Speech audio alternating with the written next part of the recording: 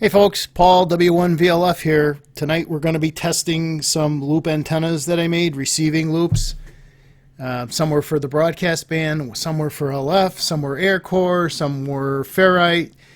And I'm just going to show how you can tell if your loop is resonant, whether you're in the ballpark of what you thought you were winding, and ways to fix them if it's too high in frequency or too low. Stay tuned.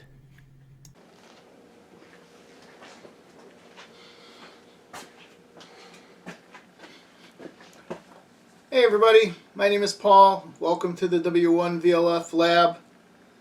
Got an interesting video for you tonight. Over the years I've made a lot of loops. Here's a couple. Enameled wire loops, Litz wire, ferrite core loops for long wave frequencies. Oops. Air core. Just literally 50, maybe more loops of different sizes and dimensions. So here's the question. There's plenty of videos on YouTube on how to build these loops. And people say to me quite often, geez, I'd like to build a loop like I see on videos on YouTube, but I don't have exactly the same materials, and I don't know exactly how many turns to put on it. And so tonight we're going to take a look at one of these loops. Actually, we're going to take a look at a whole bunch of them, different kinds, and we're going to find out what the resonant frequency of this loop is. And this loop, and this is a coil, but we're still going to find out what the resonant frequency is. And it's very simple. You just need two things: oscilloscope and an RF generator. I'm going to set those up here on the bench and show you how this can be done. Oh, and a clip lead. Clip lead's very important.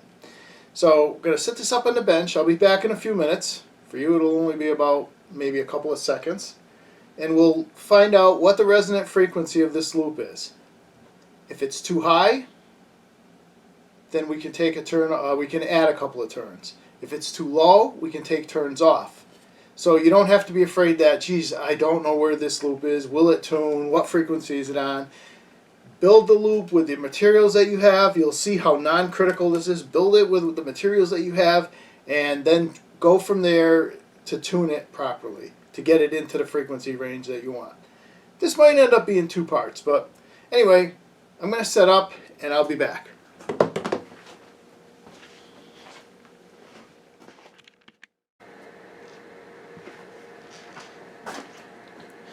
Okay, I'm back. Well, at least part of me is back. So, what do we have here?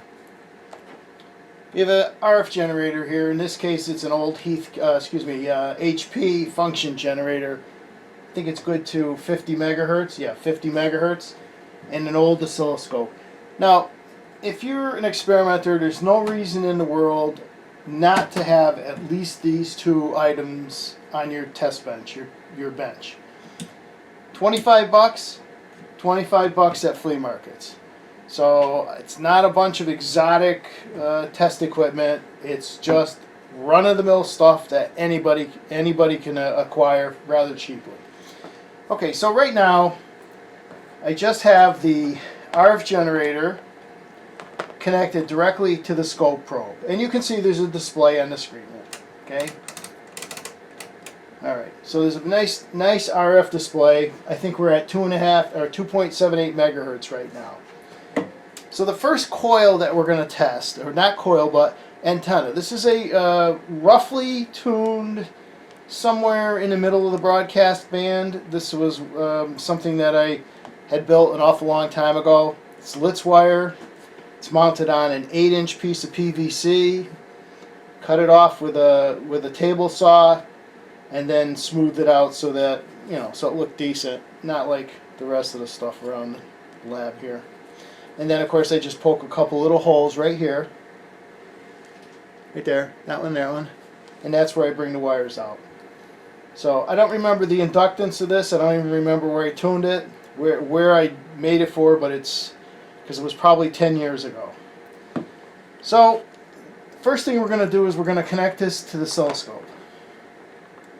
Okay, it's not critical which side is which. So we're going to put the ground lead here, and the actual scope input side there, and adjust the gain. Nothing. So now we take the RF generator. Let's see, can you see the loop? Can you move it around so you can see the loop better? You can see both of those connections. Yeah. So the connections, no you can't. Connections are here. And here is the RF generator test, the output from the RF generator right here. So here's where the clip lead comes in. You simply take the output, this is the ground lead, this is the hot lead, and connect it to the clip lead. Okay? There. Now, with this generator running, driving this, we're going to be coupling some energy into this loop. But it's obvious that we're not at exactly the right frequency. So now comes the time to sweep the generator, to move it physically in frequency up or down. Chances are, with that many turns that closely spaced, it's going to be around a megahertz or so, something like that. So let's do that. Let's move the frequency down. We're at 2 megahertz now, 2.78. Let's go down to 1.78. And when we hit resonance, you're going to see this amplitude jump up. So now that we're at 1.78, we're going to go down in smaller steps. You could already see it getting bigger. Okay? And I'm going down, down, down. Okay? So we're down to 900 kilohertz. I guess I'm a little off with what I remember about this coil. And now at 800 kilohertz, I have to turn the gain of the scope down one step. Now this is the fine-tuning knob. You could just as easily do this with a generator with a physical knob. In fact, it's actually even easier. So all by itself, this coil is already resonant, and we'll find out exactly where. Okay. So what I'm looking for is a peak on the oscilloscope. About 870 kilohertz. Very, very simple. And now you're going to see this change because I'm coupling more or less energy. You want to be able to couple some energy into that loop, but not so little that you can't tune it. So watch, I'll move up a megacycle and it'll drop, or 100 kilohertz and it'll drop. Another 100 kilohertz and it's gone. All right, so this one's about 870 kilohertz. Let's grab another loop off the shelf. So here's loop. So you can't use this to receive anything above 870 kilohertz. So if I wanted to make this into a broadcast band loop, I would take a couple of turns off. It would move the resonant frequency up, and then we would retune it with a capacitor. I'll show you how we retune it with the capacitor here in a second. So we're disconnecting this one, and here's another loop. This one was designed to be like this, to stand up on end. You still see the scope? Let's see. Let me move this out of the way. Regardless, whoops. There's still, I'm going to just lay it flat. We're going to connect this loop up to the center lead on the scope. Pardon my old eyes. Man, stuff gets smaller every year. And to the ground, and there's a little bit of coupling there. My guess is that this has a lower resonant frequency because it's got more turns. So let's drop down and see what happens as we go down. Okay, I'm going down in small steps. You're seeing it grow. Oh, went past it. Okay, so this one is tuned to 620 kilohertz. Now, what do you mean it's got a resonant frequency? Okay, you're seeing the coupling difference change between the two wires. Between this is essentially a transmitter, this is a receiver. This coil has inductance, but it also has distributed capacitance between all these turns.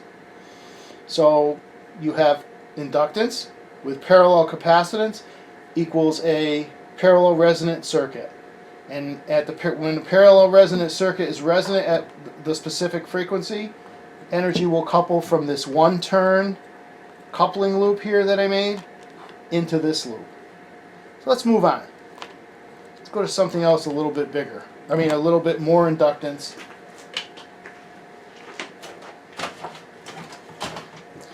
So this is a sweep yoke off of some old oscilloscope, I think. I'm not going to change anything except for connect it to the oscilloscope. Okay. Now you don't see anything there because this is going to be resonant much lower than any of the other coils because this has 1,000,000 turns. If you took the tape off, you'd see there's 1,000,000 turns on there. So we're going to drop down 100 kilohertz at a time. We're down at 420 kilohertz, 320, 220, 120. Now we're down at 92 kilohertz. So I'm going to start going down in smaller increments. And at some point, sure make a liar out of me. Let me turn the gain back up a little bit. At some point, you're going to see that fill the screen again, or come very close. Here it comes. Ooh, this coil has a very bad cue. That's why it's doesn't fill the screen quite as well. But you can see that there's definitely a frequency where this is resonant, self-resonant, 87.5 kilohertz. That's not really good coil. It's not designed to be an antenna. It was designed as a deflection coil. Let's move on to something else. This was an antenna that I used to manufacture for the 24 kilohertz band for people who wanted to do sudden ionospheric disturbances. This was, with the right capacitor, this will resonate at 24 kilohertz. But as I said, it has to be higher in frequency so the capacitance can pull it down in frequency. Well, let's hook it up and see where we're at. Obviously, this is a ferrite core here. There's 2 large ferrite cores. So this is not a purely air core inductor or loop antenna. Alright, so at 87 kilohertz, there's not much going on there. So let's go up in frequency. Whoop, there we go.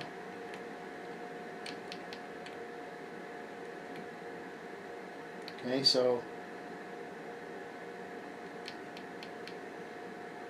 oops, hang on, stand by. Back it up. Okay, where is this one resonant? Right there. Okay. Okay, so this one is resonant. Again, it's not a really great coil. Let me get a little more coupling in there. Let's put the coupling loop closer. Now, when I say coil, I mean antenna. It's not. Okay, so now we have this loop from the RF generator coupling more energy in so we can turn the scope gain down. Now we can move up and down. Okay. So this peaks out at 137 kilohertz. When you put capacitance in parallel with it, it will bring the resonant frequency down. Okay, so let's go back to one of the first loops that we made that we were looking at, because it's easier to do this test with. Let's leave our RF coupling loop here. We'll go back to this one. This is that Litz wire loop. I'm going to connect that back to the scope. And the other side to the scope. Alright, and I think this was like 900 kilohertz, so let's go up in big steps. Okay. Using the vernier. I'm peaking it out. Say 870 kilohertz. So that's like a little below the middle of the broadcast band. So let me bring in another tool that's really cool for doing this.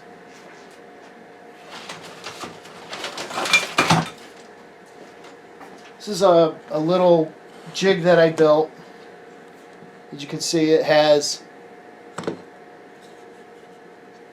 one of those little Russian capacitors you can buy, tunable, nice vernier and everything. And I can connect this to the loop and show you what happens as you tune it by putting the capacitance in parallel. So here's the output of this little variable capacitor. And I'm going to put this right in parallel with the loop. You probably can't see this very well. Okay. Let me see if you can see that better. Can you see that better? Yeah, that's not too bad, I guess. I'm looking at a little screen. It's about this big, so it's difficult. Okay, so you notice there's no signal there, or very little. And geez, when I open it all the way up, so if I put capacitance across that loop, which way do you think the resonant frequency is going to go? Up or down? It's going down. So let's move the generator down from 870. Okay. There.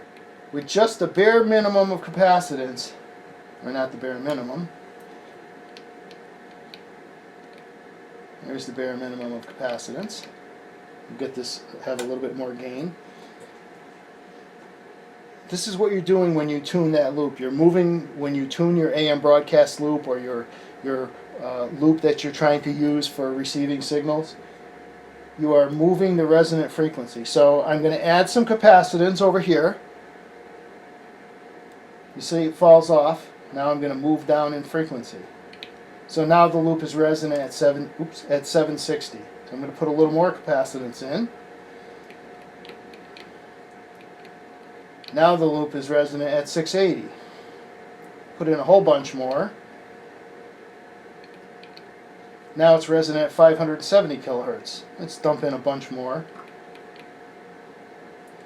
Okay, you notice it always peaks up, sometimes a little higher than others, but now we're resonant at 475 kilohertz. So again, I'm going to take this off, the capacitor, and the free space resonant frequency of this loop is what? What do we say? 8 something? 870?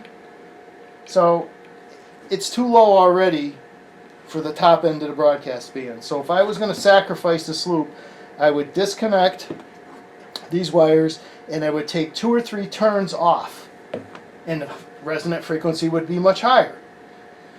And if my resonant frequency was too high, I might add a turn or 2 and move my generator to discover where it's resonant.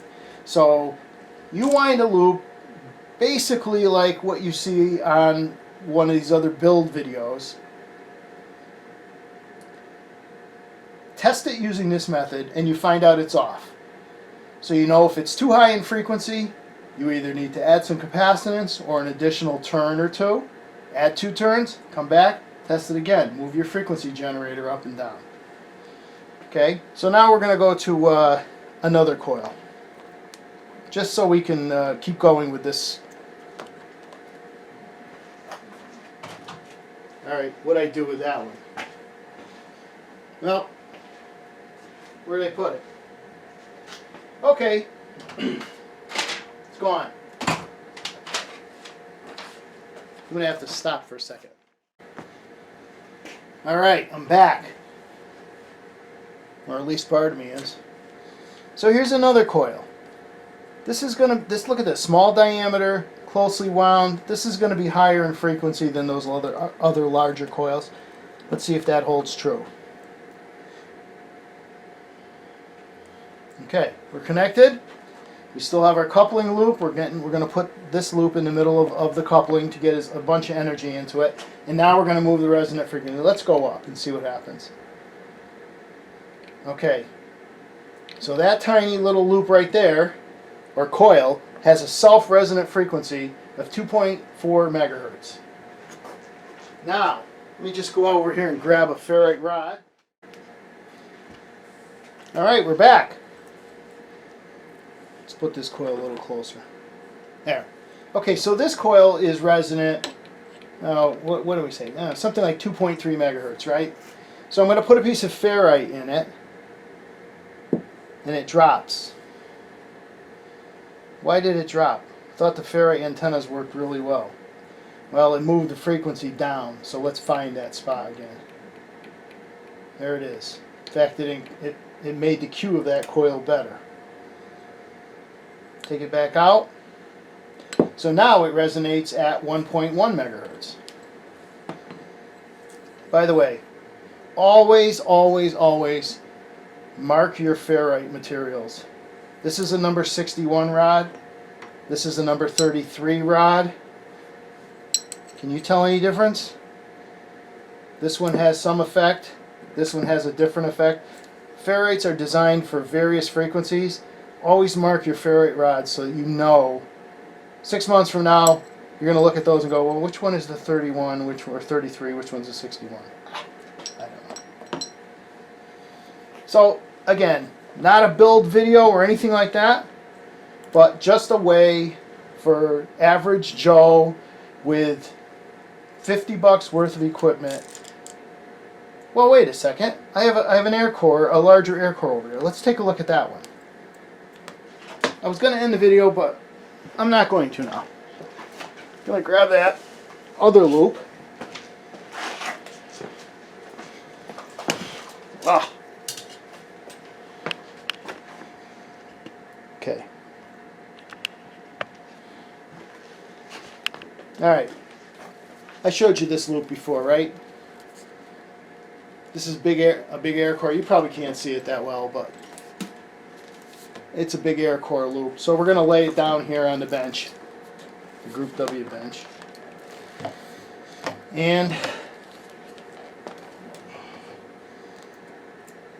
there's a lot of capacitance between these leads on the turns on this coil because they're tightly bound together and there's a lot of area. So here we are with 1 megahertz. The coupling loop is in there. I don't see anything on the screen. So let's go down in frequency. 100 kilohertz at a time. Oh, there it is.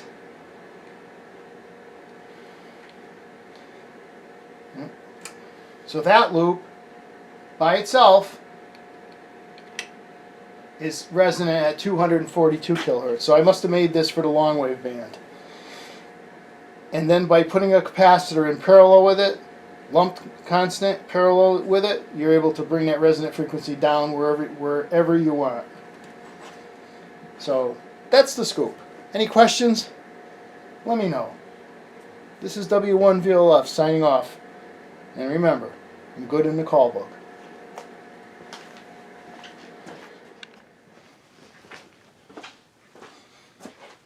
Okay, so the shop's all back together. As much as you could say this shop is back together. I just want to say, if you're watching this video and you have a question, leave it in the comments section. I don't seem to get many comments, and maybe it's because nobody's watching. But if you do, had some interest in this, let me know, up or down. At least I know if I'm doing something right or wrong. Thanks again for watching. And, oh, if you could subscribe and then hit the notification bell just to the right of the subscribe button, that would be great. Thank you very much. 73 W1VLF out.